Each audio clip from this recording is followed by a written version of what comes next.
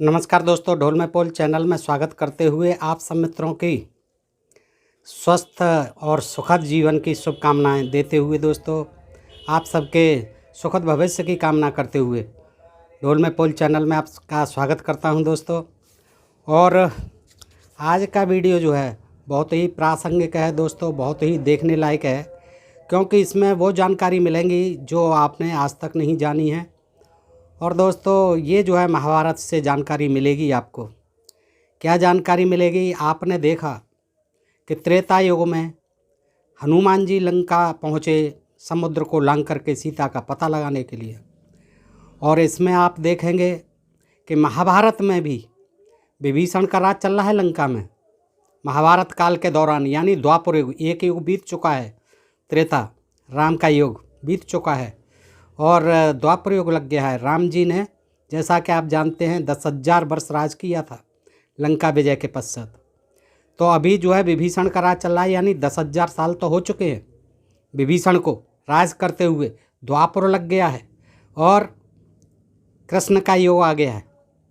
तो दोस्तों एक तो ये जानकारी मिलेगी कि घटोत्कच जो है होता है, हिडिंबा राक्षसी का पुत्र, भीम का पुत्र, वो जो है समुद्र को लांघ जाता है। देखिए, हनुमान को तो आप जानते ही हैं कि समुद्र को लांघ गए थे, लेकिन ये करिश्मा जो है महाभारत में द्वापर युग में घटोत्कच भीमसेन के पुत्र ने भी किया है। देखिए, लंका पहुंचा है किस लिए? विभीषण से टैक्स वसूल ले, कर वसूल ले। क्यों? युधिष्ठिर का राजसूय युग हो रहा है, उसके लिए सब राजाओं से कर लेना होता था। जो अधीनता स्वीकार कर लेते थे वो कर देते थे। तो दोस्तों राजसूय युग हो रहा है और उसके लिए सारे पांडव जो है गए हुए हैं, देश विदेश चारों तरफ जो है घूम रहे हैं। तो सहदेव वहाँ जाते हैं और लंका में जो है फिर उसको भेजते हैं घटोत्कच को, और घटोत्कच विभीषण के पास पहुँचते हैं। दोस्तों इसमें ये भी विवरण आता है कि घटोत्कच का सम्मान करते हैं विभीषण, और अपने जो द्रविड़ सैनिक थे, इससे ये भी ज्ञात होता है कि ये हमारे यहाँ के मूल निवासी आर्य जिस समय आए थे उनका संघर्ष हुआ था द्रविड़ों से, जो यहाँ के मूल निवासी थे, जो दक्षिण की ओर भाग गए थे, उत्तर से पलायन कर गए थे आर्यों के भय से। तो दोस्तों वही रावण जो है और विभीषण आदि ये सब द्रविड़ राजा थे हमारे यहाँ के, और ये इस महाभारत को पढ़ने से ही ज्ञात होगा। दोस्तों आज का प्रसंग बड़ा प्रासंगिक है, आप देखिए दोस्तों, बड़ा ही महत्वपूर्ण है। इससे आपको कई जानकारी मिलेंगी कि देखिए हनुमान जी तो लांघ ही गए थे, लेकिन भीमसेन का पुत्र घटोत्कच भी, राक्षस जिसे कहते हैं, राक्षसी का पुत्र था, उसे राक्षसी कहा गया है, तो वो भी लांघ जाता है। और देखिए विभीषण से कैसे टैक्स वसूल के लाता है, और कैसे जो है विभीषण अपने 88 सैनिकों को तमाम जो सामान दिया जाता है टैक्स के रूप में, उसको यहाँ पर भेजने के लिए समुद्र वो भी लांघ करके ही आते हैं। तो न केवल हनुमान जी बल्कि घटोत्कच और विभीषण के 88 द्रविड़ सैनिक वो भी लंघ करके आए हैं और वहाँ सहदेव से मिलते हैं, तब वो वापस आते हैं। तो दोस्तों ये बड़ा रोचक प्रसंग है, महाभारत से मैं आपके सामने रखता हूँ दोस्तों, और आपसे अनुरोध करता हूँ कि इस प्रसंग को आप पूरा देखें, तो आपको नई जानकारी मिलेगी और आप जान पाएंगे कि न केवल हनुमान जी बल्कि जो है द्वापर में ये घटोत्कच ने भी करिश्मा किया था कि समुद्र को लांघा था। दोस्तों ये जो है 31वां अध्याय है, 31वां अध्याय, पृष्ठ 862, और ये दिग्विजय पर्व है। दिग्विजय कर रहे हैं युधिष्ठिर जी और अपने सभी भाइयों को भेजते हैं। तो दोस्तों मैं जो है आपको सारांश जो है इसका सुना देता हूँ, तो आइए सुनते हैं। देखिए वैशंपायन कथा सुना रहे हैं जन्मेजय जी को। क्या हुआ था? तथैव सहदेवो अपि धर्मराजन पूजता महत्या सैन्या राजना प्रययो दक्षिणाम दिशम। पहला श्लोक, वैशंपायन जी कहते हैं जन्मेजय, सहदेव भी धर्मराज युधिष्ठिर से सम्मानित हो दक्षिण दिशा पर विजय पाने के लिए, एक तरह से ये विजयी मानी जाती थी जो कर वसूल लाते थे, जो अपना आधिपत्य स्थापित हो जाता था और जो अधीनता स्वीकार कर लेते थे वो टैक्स देते थे दिग्विजय के लिए। तो विजय पाने के लिए विशाल सेना के साथ चल दिए।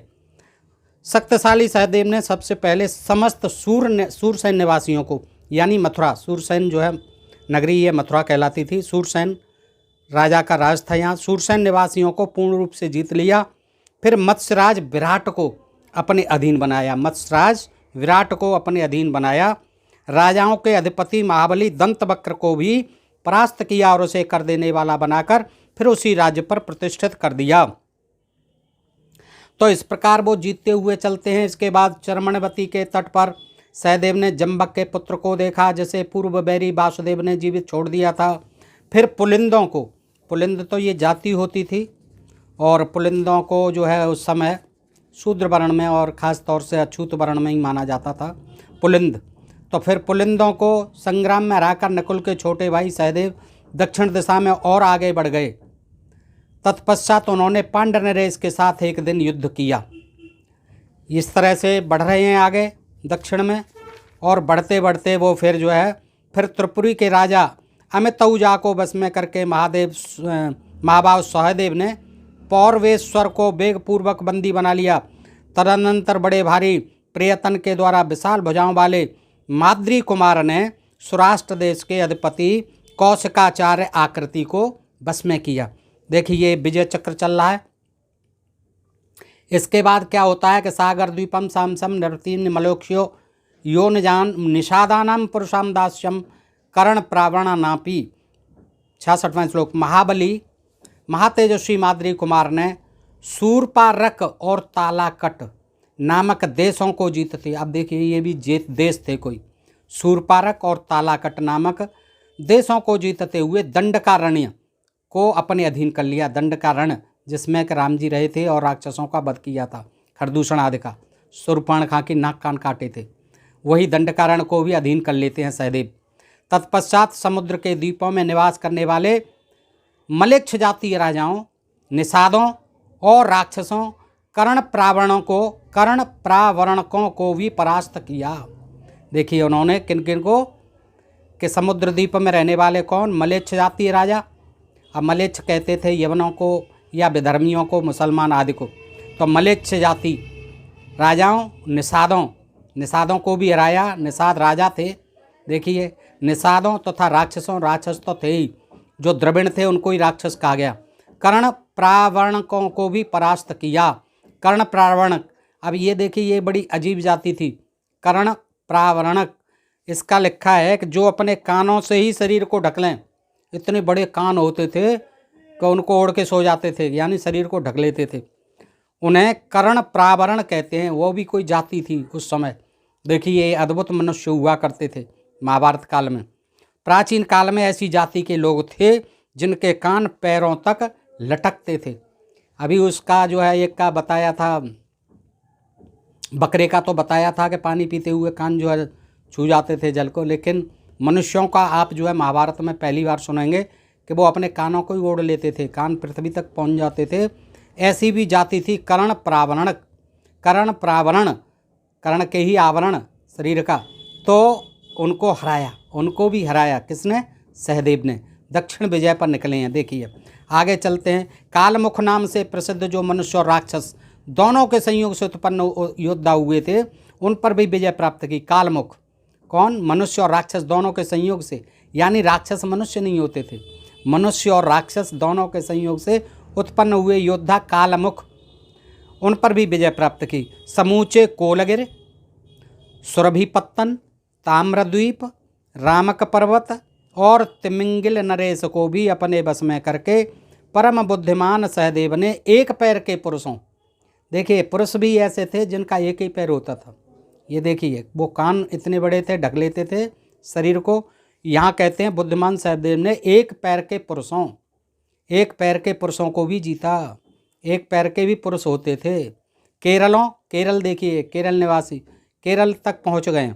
केरलों बनवासी तक पहुँच गए, आदिवासी जनजाति बनवासियों, संजयंती नगरी तथा पाखंड और करहाटक देशों को दूतों द्वारा संदेश, पाखंड देश भी था जिसमें पाखंड होता, पाखंड और करहाटक देशों को दूतों द्वारा संदेश देकर ही अपने अधीन कर लिया और उन सब से कर वसूल किया। पांड्य, द्रविड़, उंड्र, केरल, आंध्र ये जातियां थीं। तालवन, कलिंग, उष्ट्रकर्णिक, रमणीय, आटवीपुरी और यवनों के नगर, ये सब द्वापर में नहीं थे, ये अभी की चीज़ें हैं। 5वीं 6वीं शताब्दी में ये जातियाँ थीं। और द्रविड़ आर्य जब आए थे तब थी। हमारे भारत के निवासी द्रविड़ ही थे ज़्यादातर, मूल निवासी। इन सबको उन्होंने दूतों द्वारा ही बस में कर लिया। दूत ही भेज के बस में हो गए ये तो, और सबको कर देने के लिए विवश किया। देखिए सहदेव जी का करिश्मा, सब लगे हुए हैं। कहीं अर्जुन गए हुए हैं, कहीं भीमसेन गए हुए हैं, पश्चिम में, पूर्व में, सभी दिशा में। अभी ये दक्षिण में चल रहे हैं सहदेव जी। वहाँ से समुद्र के तट पर पहुँचकर पांडुनंदन सहदेव ने सेना का पड़ाव डाला। सेना साथ थी। भारत तदनंतर महाभाव सहदेव ने अत्यंत बुद्धिमान मंत्रणा देने में कुशल सचिवों के साथ बैठकर बहुत देर तक विचार विमर्श किया कि अभी यार समुद्र पार कैसे जाएं। मंत्रियों के साथ बैठ करके विचार विमर्श करते हैं सहदेव जी। राजेंद्र जन्मेजय को कथा सुना रहे हैं वैशंपायन जी। उन सब की सम्मति को आदर देते हुए माद्री कुमार ने अपने भतीजे राक्षसराज घटोत्कच का तुरंत चिंतन किया। अनुमान्य स यानी मंत्रियों की सब विचार विमर्श करके मान्यता देते हुए अनुमान्य स ताम राजन सहदेव स्तवारान्विता और चिंतयामास राजेंद्र भ्रातोः पुत्रम घटोत्कचम। राजेंद्र जन्मेजय उन सबको सम्मति को आदर देते हुए माद्री कुमार यानी सहदेव ने अपने भतीजे राक्षसराज घटोत्कच का तुरंत चिंतन किया, विचार किया, याद किया उसे। ततश्चिंतित मात्रे तो राक्षस प्रत्यदृष्ट अतिदीर्घो महाकाय सर्वाभरणम भूषितः। उनके चिंतन करते ही वह बड़े डील डौल वाला विशाल काय राक्षस दिखाई दिया। उसने सब प्रकार के आभूषण धारण कर रखे थे। उसके शरीर का रंग मेघों की काली घटा के समान था। ये भीमसेन का पुत्र हिडिंबा का राक्षसी तो जंगल में मिली थी, उसी से पैदा हुआ था। उसके कानों में तपाए हुए सुवर्ण के कुंडल झिलमिला रहे थे। उसके गले में हार और भुजाओं में केयूर की विचित्र शोभा हो रही थी। कटभाग में वह किंकड़ी को मणियों से विभूषित था। उसने अपने सब अंगों में लाल चंदन लगा रखा था। उसके कपड़े बहुत महीन थे। वह बलवान राक्षस अपने वेग से समूची पृथ्वी को हिलाता हुआ वहां आ पहुंचा। राजन उस पर्वताकार घटोत्कच को आता देख ततो दृष्टिया जना राजन्यायंतम पर्वतोपम वयाद्विम द्रुद्रुम सर्वे सिंहातम क्षुद्र मृगाई यथा। राजन उस पर्वताकार घटोत्कच को आता देख वहाँ के सब लोग भय के मारे भाग खड़े हुए। सारे लोगों ने जब देखा भैया ये कौन आ गया इतना विशाल महाकाय, तो सारे लोग भाग खड़े हुए मानो किसी सिंह के भय से जंगल के मृग आदि क्षुद्र पशु भाग रहे हों। घटोत्कच माद्री नंदन सहदेव के पास आता है मानो रावण ने महर्षि पुलस्त के पास पदार्पण किया हो। महाराज तदनंतर घटोत्कच सहदेव को प्रणाम करके उनके सामने विनीत भाव से हाथ जोड़कर खड़ा हो गया। बोला मेरे लिए क्या आज्ञा है। घटोत्कच कहता है सहदेव से, बोलो मेरे लिए क्या आज्ञा है। घटोत्कच मेरु पर्वत के शिखर जैसा जान पड़ता था। उसको आया देख पांडुनंदन सहदेव ने दोनों भुजाओं में भरकर उसे हृदय से लगा लिया। आखिर भतीजा था और बार बार उसका मस्तक सूंघा। तत्पश्चात उसका स्वागत सत्कार करके मंत्रियों सहित सहदेव बड़े प्रसन्न होते हैं और क्या कहते हैं, इस प्रकार बोलते हैं। गच्छम लंकापुरीं वत्सं करार्थम मम शासनात् तत्र दृष्ट्या महात्मानं राक्षसेन्द्रं विभीषणं रत्नानि राजसूर्यार्थं विविधानि बहुनि च उपादाय च सर्वाणि प्रत्यागक्ष महाबल। सहदेव ने कहा बस तुम मेरी आज्ञा से कर लेने के लिए लंकापुरी में जाओ और वहाँ राक्षस राज महात्मा विभीषण से मिलकर राजसूय यज्ञ के लिए भांत भांत के बहुत से रत्न प्राप्त करो। देखो 10,000 वर्ष बीत चुके हैं रामचंद्र जी को गए हुए अपने बैकुंठ लोक, और विभीषण जी यहाँ अभी राज कर रहे हैं। द्वापर युग चल रहा है और पहुँच गए। देखिए राजसूय के लिए भांत भांत के बहुत से रत्न प्राप्त करो, अब आज्ञा दे रहे हैं। अब देखने की बात यह है कि ये किस तरह से लंका में पहुँचते हैं। दोस्तों आइए देखते हैं। महाबली वीर उनकी ओर से भेंट में मिली हुई सब वस्तुएं लेकर शीघ्र ही यहाँ लौट आओ। बेटा यदि विभीषण तुम्हें भेंट न दें तो उन्हें अपनी शक्ति का परिचय देते हुए इस प्रकार कहना कि कुबेर के छोटे भाई लंकेश्वर कुंती कुमार युधिष्ठिर ने भगवान श्री कृष्ण के बाहुबल को देखकर भाइयों सहित राजसूय यज्ञ प्रारंभ किया है। आप इस समय इन बातों को अच्छी तरह जान लें।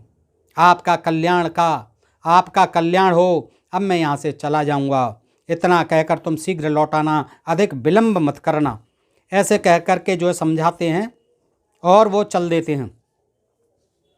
घटोत्कच ने कहा, ये जो है क्या होता है, पहुँचते हैं। वैशंपायन जी कहते हैं देख लेते हैं दोस्तों कैसे चलते हैं, कैसे लंका में पहुँचते हैं। वह महाराज जन्मेजय पांडु कुमार सहदेव के ऐसा कहने पर घटोत्कच बहुत प्रसन्न हुआ। तथास्तु कहकर सहदेव की परिक्रमा करके दक्षिण दिशा की ओर चल दिया। इस प्रकार समुद्र के तट पर पहुंचकर बुद्धिमान शत्रुदमन धर्मात्मा माद्रवती कुमार ने महात्मा पुलस्त्य विभीषण के पास प्रेम पूर्वक घटोत्कच को अपना दूत बनाकर भेजा। राजन लंका की ओर जाते हुए घटोत्कच ने समुद्र को देखा।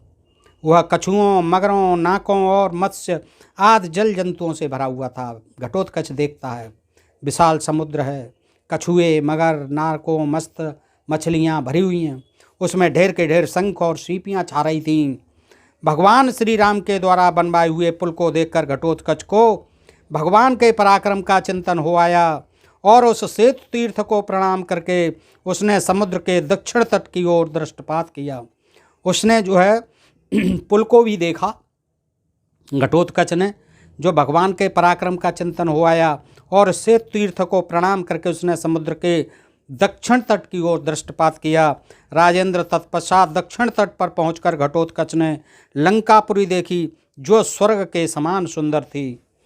तो दोस्तों इसमें कहीं ये नहीं दिया है कि ये समुद्र पर पुल के मार्ग से गए हैं, न लांग के गए हैं, उड़ के गए हैं, ये कुछ नहीं, उन्होंने देखा। देखिए भगवान श्री राम के द्वारा बनवाए हुए पुल को देखकर घटोत्कच को भगवान के पराक्रम का चिंतन हो आया और उस सेतु तीर्थ को प्रणाम किया है और उसने समुद्र के दक्षिण तट की ओर दृष्टिपात किया, दक्षिण की ओर देखा। राजेंद्र तत्पश्चात दक्षिण तट पर पहुँचे हैं।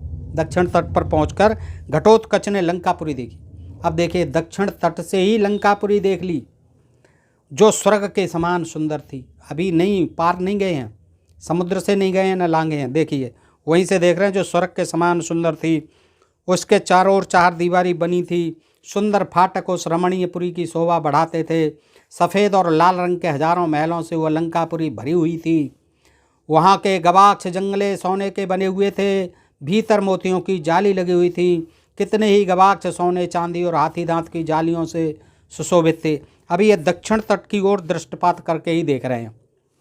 कितनी ही अट्टालिकाएं वहीं से दिखाई दे रहा है सब, उसमें चारों ओर फूलों की सुगंध आ रही। घटोत्कच ने राक्षसों से सेवित उस लंकापुरी में प्रवेश किया। अब ये कहीं नहीं लिखा है कि कैसे गए। समुद्र को देखा है, दक्षिण तट से दृष्टिपात करते हैं।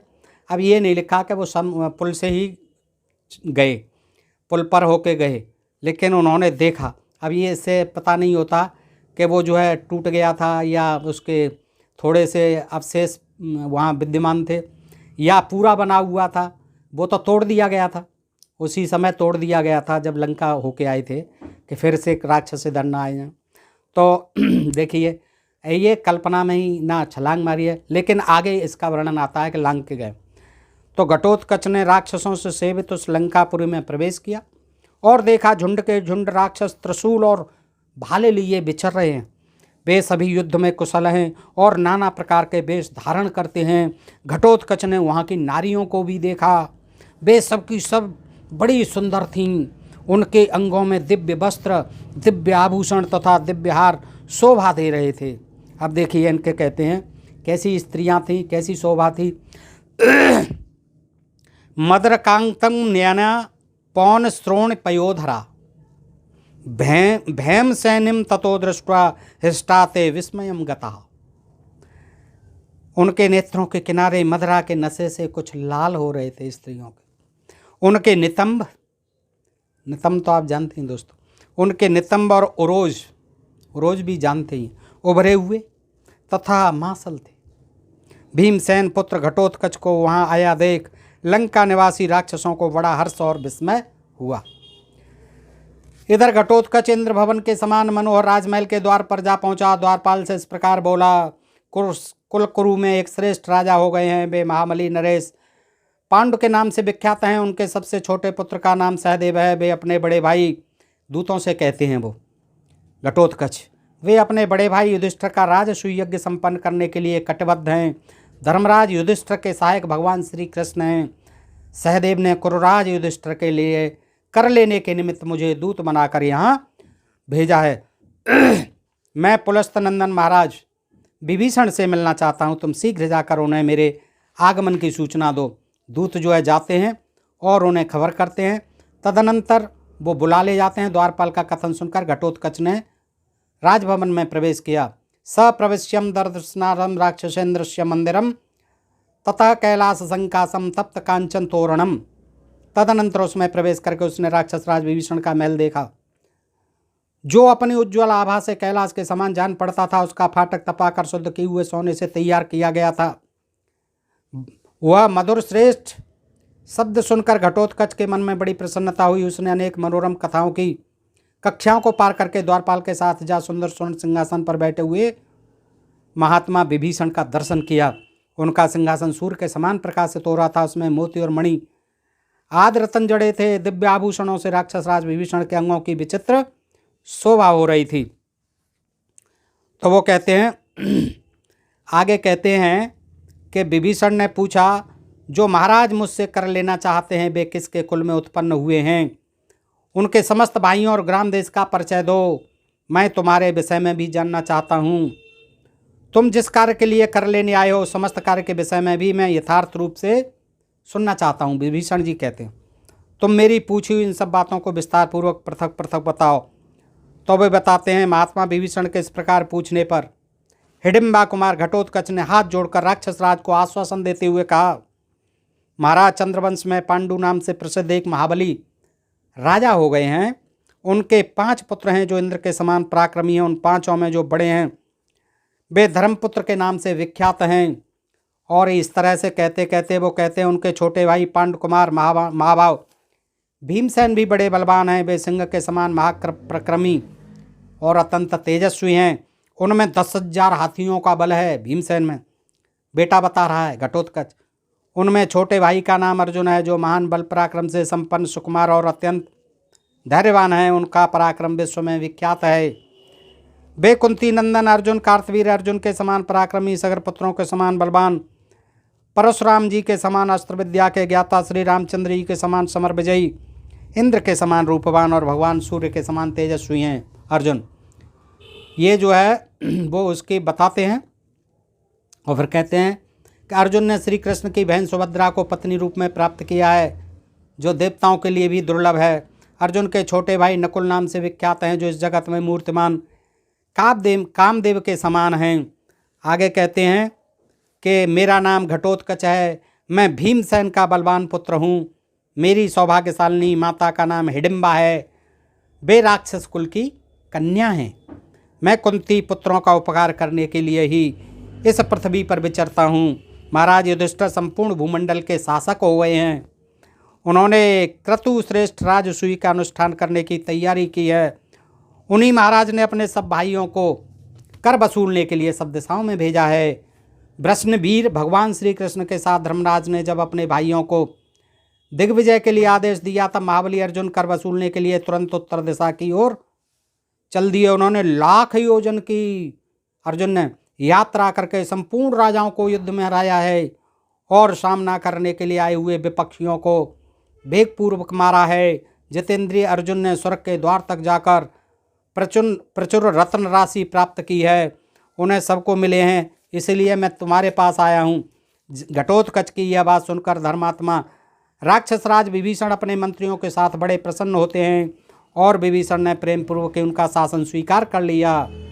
शक्तिशाली एवं बुद्धिमान विभीषण ने उसे काल का ही विधान समझा। श्रेष्ठ चंदन, अनेक प्रकार के सुवर्ण और रत्न, महंगे वस्त्र, बहुत से कंबल, अनेक जाति के रत्न और भी भांत भांत के बहुमूल्य पदार्थ राजा विभीषण ने सहदेव को भेंट किए। और तदनंतर घटोत्कच ने हाथ जोड़कर विभीषण को प्रणाम किया और उनकी परिक्रमा करके वहाँ से प्रस्थान किया। घटोत्कच के साथ तान सर्वाण रत्नानि अष्टाम स्थित निशाचरा और आज्यमनम समुदाराजन हैडिम्बेन तदा सह, यानी घटोत्कच के साथ 88 निशाचर उन सब रत्नों को पहुंचाने के लिए प्रसन्नतापूर्वक आए। इस प्रकार उन सब रत्नों को साथ ले घटोत्कच ने राक्षसों के साथ लंका से सहदेव के पड़ाव की ओर प्रस्थान किया और समुद्र लांग कर, देखिए समुद्र लांग कर वे सब के सब पांडुनंदन सहदेव के निकट आ पहुँचे।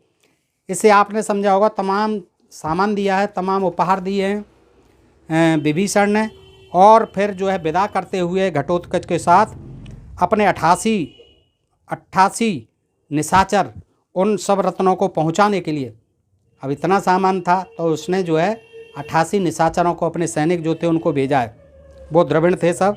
इस प्रकार उन सब रत्नों को साथ ले घटोत्कच ने राक्षसों के साथ लंका से सहदेव के पड़ाव की ओर प्रस्थान किया और समुद्र लांग कर वे सब के सब घटोत्कच को विदा करने आए इस पार सहदेव के पास, सहदेव के निकट आ पहुँचे। राजन सहदेव ने रतन देखकर आए हुए भयंकर निशाचरों तथा घटोत्कच को भी देखा। उस समय उन राक्षसों को देखकर द्राविण सैनिक भयभीत हो सब ओर भागने लगे। इतने में ही भीमसेन कुमार घटोत्कच माद्री नंदन सहदेव के पास आ हाथ जोड़कर खड़ा हो गया। द्रमलाम नैरत्यानाम दृष्ट्वा धृतभद्रे भयाद्रथा भीमसेन स्तम्भो गत्वा माद्रेयम प्रांजलि स्थित। उस समय उन राक्षसों को देखकर द्राविण सैनिक भयभीत हो गए जो साथ में आए थे और भागने लगे। इतने में ही भीमसेन कुमार घटोत्कच सहदेव के पास आ हाथ जोड़कर खड़ा हो गया। पांडु कुमार सहदेव यह रतन राशि देखकर बड़े प्रसन्न हुए। उन्होंने घटोत्कच को दोनों हाथों से पकड़कर गले लगाया और दूसरे राक्षसों की ओर देखकर भी बड़ी प्रसन्नता प्रकट की। इसके बाद समस्त द्राविण सैनिकों को विदा करके सहदेव वहाँ से लौटने की तैयारी करने लगे। द्राविण सैनिक थे दोस्तों, उनको विदा करते हैं सहदेव जी। प्रीतमानम भवदम दृष्टा रत्नगोम तम च पांडव तम परिश्रियम पाणिभ्याम दृष्टान तान प्रीतमान भूत विसर्ज्य द्रमिलानम द्रविण सैनिकों को सर्वानम गमनायोपचक्रमे। तो इसके बाद गले लगाते हैं और इसके बाद समस्त द्राविण सैनिकों को विदा करके सहदेव वहाँ से लौटने की तैयारी करने लगे। तैयारी पूरी हो जाने पर प्रतापी और बुद्धिमान सहदेव इंद्रप्रस्थ की ओर चल दिए।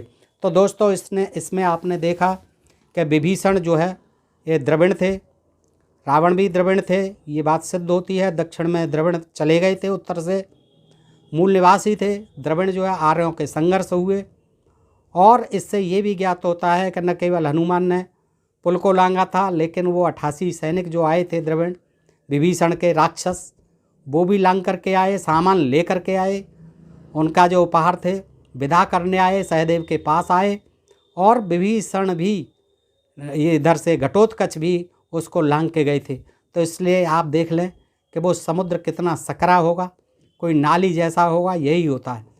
यद्यपि राम सेतु का उन्होंने जिक्र किया है, इसमें दिखाई दिया है, उसको प्रणाम भी किया है, लेकिन चूंकि वो तो तोड़ दिया गया था, उसके जैसे आज बताते हैं ऐसे ही कहीं अवशेष दिखे होंगे घटोत्कच को, और वो ये नहीं बताया गया कि लांघ के गए। लेकिन जब लौट के आते हैं, सैनिक भी आते हैं, तो इसमें स्पष्ट लिखा हुआ है कि लांघ करके आते हैं सहदेव के पास।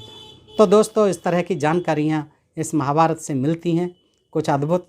तो दोस्तों आप बताइए ये प्रसंग आपको कैसा लगा। अच्छा लगा हो तो मित्रों को अधिकाधिक शेयर करें और अपने प्रिय चैनल ढोल में फूल को सब्सक्राइब करते रहें। आज के लिए इतना ही। सुनने के लिए आप सब मित्रों का हृदय से आभार। नमस्कार। जय हिंद, जय भारत दोस्तों।